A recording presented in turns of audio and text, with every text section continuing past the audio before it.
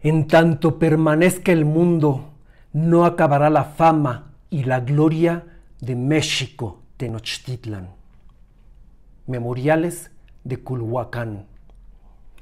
Hoy les voy a compartir lo que he escrito a propósito de los 500 años que cumple la resistencia cultural de la náhuac. Para entender el momento histórico de aquel encontronazo de dos mundos, habría que hablar de la infame manera que tienen los pueblos del hemisferio oriental de hacer guerras de conquista y dominación que terminan inexorablemente en la aniquilación absoluta de pueblos enteros. Desde la mítica caída de Troya por los helenos, la mismísima Tenochtitlan e incluso las dolorosas guerras actuales. Habríamos de hablar también de la malentendida Guerra Florida, pues ni propios ni extraños han entendido lo que llaman sacrificio humano. Prefieren oír y saber de los soldados que mueren en cruentas batallas, destazados por explosiones de minas o a tiro de balas, que entender y asumir la Guerra Florida, donde, tal vez, en lugar de dar la vida en un perdido campo de batalla, al perder la lucha y ser tomado del cabello, en vez de morir sin gloria ahí en medio de la nada, tenías la oportunidad de entregar la valiosa vida voluntariamente en el ombligo mismo del universo. Los muertos, imposible de saber cuántos. Tal vez se asesinaban la misma cantidad en las guerras europeas que las muertes voluntarias en las guerras floridas. En las otras, esparcidos. En las unas, contenidos. ¿Cómo saber cuántos si los sacerdotes europeos quemaron todo documento de cultura, de cuentas, de poblaciones y registros, ciencia y religión, al igual que cualquier documento que amparara o negara la muerte ritual? Satanizando la muerte sagrada al filo de obsidiana, se dieron el permiso para matar aperreando y destazando de las más crueles e insulsas maneras aceptadas por la Santa Inquisición, aquella santa institución avalada por la Iglesia Vaticana.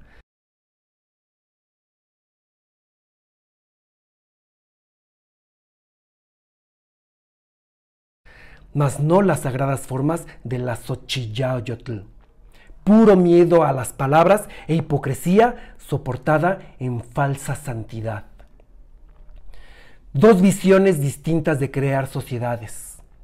Cuando los europeos llegaron a la náhuac, en Europa, los comunes vivían en ciudades llenas de suciedad y pobreza, arrasados en su tiempo por la peste transmitida por las ratas que pululaban en sus insalubres ciudades, en feudos y reinos de pueblos enteros sin educación ni higiene, sin el conocimiento del tiempo ordenado por las esferas celestes, ni mucho menos el arraigo y la adoración de la Madre Tierra, adoctrinados en religiones separadas de la ciencia y guiados por ciencias separadas del espíritu. En el antiguo Anáhuac, antes de que los españoles arribaran, no había pobreza ni enfermedades. Hasta la mierda tenía su lugar sagrado como abono de la tierra. La educación era, por mucho, más avanzada, gratuita y obligatoria para todos los habitantes, que se dividían, entre otras cosas, en pipiltin y macehuales. Algo así como nobles y comunes. Macehual significa el que merece. Y los pipiltin, los nobles y gobernantes, sabían que los macehuales, lo que ahora llaman el pueblo, era considerado el merecedor del sacrificio de los dioses, que entendido desde la náhuac, ni eran dioses ni era sacrificio, pues las deidades eran y son las energías y las fuerzas de la madre tierra y el universo. Coatlicue Tonantzin en Tlalticpac, Ilhuicatl, Mictlán, tierra, cielo e inframundos vivos y con forma definida. Y el sacrificio era más bien el servicio, la retribución de lo que los cielos, la tierra y su riqueza en lo profundo nos da. Nuestra historia oficial nos llenó de telarañas la cabeza acerca de los salvajes que eran los mexicas, intentando denostarlos para justificar y legitimar el genocidio de los habitantes y las culturas de los grandes pueblos que florecieron en lo que actualmente es Norteamérica. Recuperar los valiosos conceptos filosóficos y contenidos científicos de la civilización de la náhuatl es cosa en extremo valiosa. Más, ¿cómo intentar ceñirnos a los libros o a las fuentes filológicas, cuando estos y estas fueron escritas desde una lente y visión europea con el fin de justificar su barbarie? Idealmente, Europa debió haber llegado a hacer conformidad con el anáhuac para aunar el conocimiento y ciencia de todo el continente euroasiático africano con el conocimiento y ciencia de lo que floreció a través de la memoria ancestral en lo que fue América. Pero la historia no se forma de los ideales, sino de los hechos. Poco a poco se fueron dando cuenta los nobles mexicas que los españoles buscaban el brillo del oro e ignoraban la verdadera riqueza que es el conocimiento, las formas. Por eso Cuauhtémoc, nuestro último güey tlatoani, dejó muy claro el mensaje del Tlatohcan en su último mandato, diciéndonos, entre otras cosas: en medio de nuestro corazón escondamos todo lo que en nuestro corazón se honra amando, y sabemos es nuestra riqueza en nosotros como gran esmeralda. Hagamos desaparecer los nuestros lugares sagrados, los nuestros calmecac, los nuestros juegos de pelota, los nuestros telpochcalis, las nuestras casas de canto, que solos se queden los nuestros caminos y nuestros hogares que nos preserven hasta cuando se digne salir el nuevo nuestro sol. Mensaje dejado con la claridad, poesía y belleza que acostumbraban los mexicanos. Habría que comparar estas formas de hablar y dirigirse a un pueblo con los escritos europeos, como las cartas de relación, para darnos cuenta de quiénes fueron los salvajes y quiénes los civilizados. Los tiempos se cumplen. Nuestro sol comienza a brillar, pues ya viene el tiempo de recobrar y recordar la gran riqueza. ¿Cuánto más tendremos que escuchar que la fundación en el lago de Texcoco de la ciudad de México Tenochtitlan obedecía a la certeza de que este sitio geográfico es sede de poderosas energías? Como nos lo recuerda el estupendo documental México, réplica del orden del universo y centro de la cuenta lunar. La ciudad de México Tenochtitlan estaba construida en el sitio donde cuadran y se alinean geográficamente las cuentas lunares. Por eso se dice el ombligo de la luna, que en realidad es centro de la cuenta lunar. No había un imperio, ni un reino, sino una confederación de pueblos hermanados en una filosofía y religión conformadas y concertadas para el bien del todo y de todos. Las conquistas no arrasaban ni destruían, sino aunaban energías y creaban alianzas.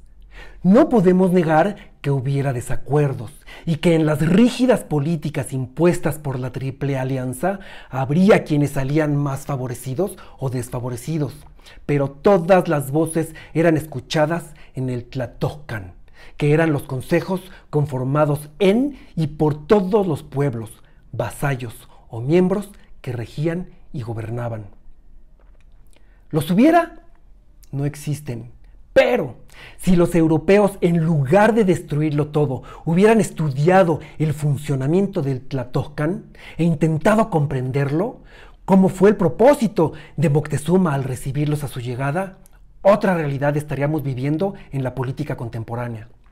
Simplemente con adoptar el concepto de chinampas como uno de tantos ejemplos que se pueden exponer, el calentamiento global contaría otra historia, pues el equilibrio entre la Tierra y quienes la poblamos estaría en orden. No fue así. Entre los anahuacas, que no supieron cómo bajarle 3 rayitas a su vibración, y los europeos, que en su brutal codicia por el oro y la plata, revestida de falsa superioridad moral y religiosa, se cegaron a la verdadera riqueza. Terminaron por enfrentarse e intentar aniquilarse.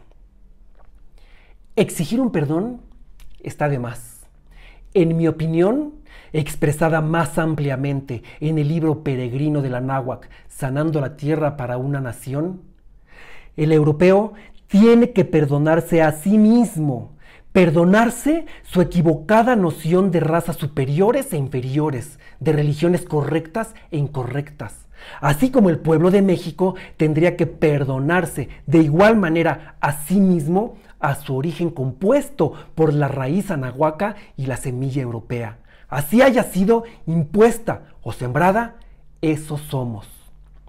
Exigir un perdón de los españoles o de los mismos pueblos anahuacas que se aliaron con ellos sería asumirnos como víctimas y victimarios, donde nosotros mismos como pueblo mexicano seríamos descendientes de ambos, víctimas y victimario. ¿De qué lado quedarías? Perdonemos nuestros juicios equivocados, nuestras falsas superioridades e inferioridades. Honremos nuestra sangre mestiza, que al final es roja, la de todos. No hay tal cosa como sangre azul. En la roja sangre encontramos nuestra hermandad humana. En lugar de buscar perdones, encontremos la expiación de ambos bandos en la reivindicación de los pueblos originarios, dándoles su lugar, respetando sus formas y regresándoles sus tierras. En el Anáhuac, conformado por Nicaragua, Honduras, El Salvador, Guatemala, Belice, las colonias del norte que conforman los Estados Unidos de América y las que conforman Canadá, todas ellas con el corazón de Chalchihuite que late con fuerza en México, tenemos el derecho y la obligación de recuperar el conocimiento y la filosofía sabia y ancestral que heredamos y mamamos de esta tierra, para así completar finalmente el mosaico de pueblos, filosofías y religiones del mundo, pues mientras no lo hagamos, el conocimiento de la humanidad seguirá cojo, sin rumbo.